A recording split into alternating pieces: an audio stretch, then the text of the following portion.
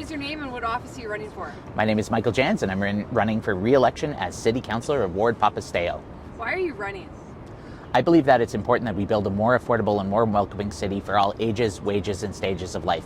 I'm a father of 2 little boys, and I often think as I'm walking through the city, what is the kind of city that we're building that they will inherit? I want them to know that they can afford to have a home in Edmonton, that this is the kind of city that they want to stay in after graduation, and this is the kind of place that they want to call home. What is your most recent job prior to council, and how long were you on council? Prior to being elected to council in 2021, I worked in the nonprofit sector. I worked as the marketing director for the Edmonton Federation of Community Leagues. That's all the neighborhoods around the city. And I also worked in marketing and communications for Big Brothers and Big Sisters of Canada. If you are re-elected, what is your first priority to fix? One of the issues that keeps coming up in my ward, and I've been working actively on, is the question around how we build infill. So for example, back in July, I had moved a motion to reduce the number of units from 8 to 6, but unfortunately it failed when Councillor Cartmel skipped the vote and went on vacation.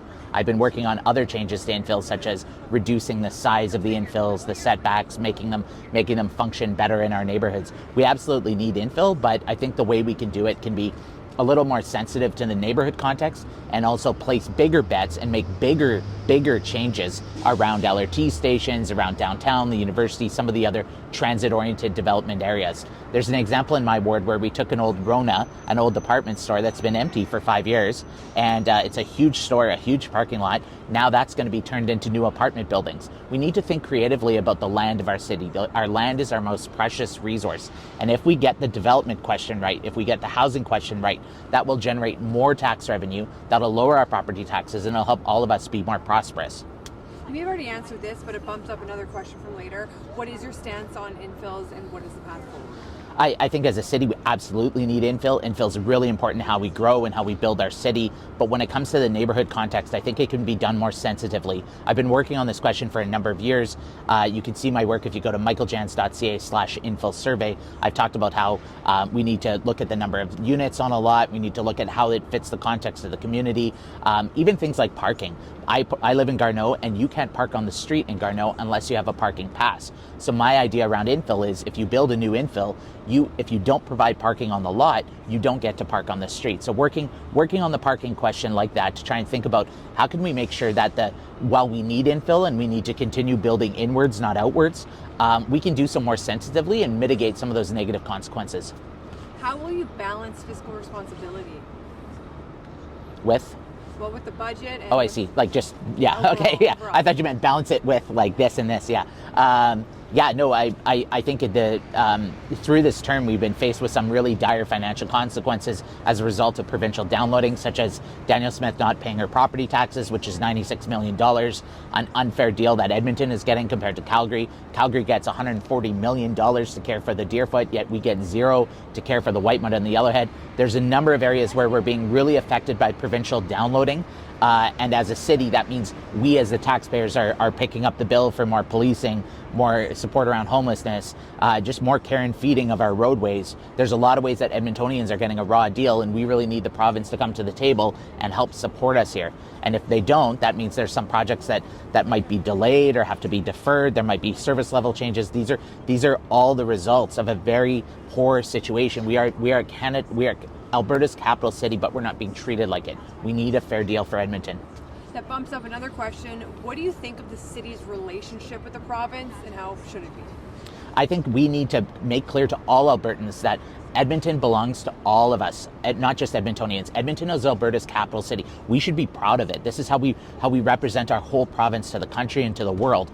And when we are getting our unfair share of social challenges, when we're not getting a fair deal for our roadways, when the provincial government is treating us like the second sibling compared to Calgary or a third sibling compared to rural Alberta, that's not good for any Albertan. When the U of A thrives, it creates jobs for all Albertans. When Edmonton thrives, it creates jobs for all Albertans. The prosperity of our province is intrinsically tied to the well-being of Edmonton. And so we need to make sure that all Albertans understand this, not just Edmontonians, not just people in Sherwood Park, but everyone. And helping together to build a better Alberta starts with building a better Edmonton. Construction along timelines are frustrating Edmontonians. What would you change, if anything, about how Edmonton plans and delivers these projects? I think there's a number of things around sequencing, around timing, around, we've recently made some changes in the last 6 months to allow more construction more often, allow full closures of certain intersections. I think what I observed in the first couple of years is we were trying to please everyone all at once. We were trying to leave some intersections partially open, but partially construction, and that's a bad idea. Once we move to a system now where we do a full closure, get in, get out, get done, that construction timelines have been on schedule, on budget, and that's been much more successful. I think we need to do that rip the Band-Aid off approach more often, and it's more successful. How would you make Edmonton safer? So again, we are bearing the problems as a city. I live on White Avenue. My family's on White Avenue. Just the other morning, we found a guy sleeping outside of our window. That should be in the university hospital, not on my lawn. We should, as a city, be receiving more support for our healthcare problems, our addiction problems, the problems of well-being here. The fact that Leduc City Council voted to close their homeless shelter and ship people into Edmonton is unconscionable. Why did the province allow that? All of us should be talking about that. We've known that for a long time. Edmonton has been getting the raw deal when it comes to the safety and well-being in our city. If you're discharged from Bowdoin Prison, you're not dropped in Red Deer or Calgary, you're dropped in Edmonton. So there's a number of changes that we as Edmonton need a fair deal from the province to make sure that we can have a safer city for everyone. There's things we can do around safety and well-being and crisis response teams and policing and fire departments and everything else. But at the end of the day, if we don't stop the flow of disorder that the province is not supporting, Edmontonians won't be able to manage this alone. It takes a team effort, and it takes bringing the provincial government to the table and holding them accountable. When we started raising this alarm earlier, they gave us another 1,000 shelter beds, which is great, but it's woefully inadequate. We have about 1,700 shelter beds for about 5,000 unhoused individuals. So the problems of the province become the problems of our platform, and we need to make sure that our transit system, our libraries, our whole city is receiving adequate support for the disproportionate burden that we are carrying on behalf of all Albertans. What is your vision for Edmonton? My vision is that we are building a more affordable city for all ages, wages, and stages of life. That everyone has a home, that everyone has more housing choices, that everyone has a great way to move around the city, great recreation centers, great libraries, great park space. I can't wait for the first summer where I can just go and lay on the grass at Horlick Park and look up at the sky and enjoy our green spaces. I love our river valley. This is the kind of city where I don't just want to have children, I want to have grandchildren. And I'm so excited for what we're building together. If you are re-elected, what's one thing you want people to remember you accomplished at the end of your term, and I mean 4 years from now?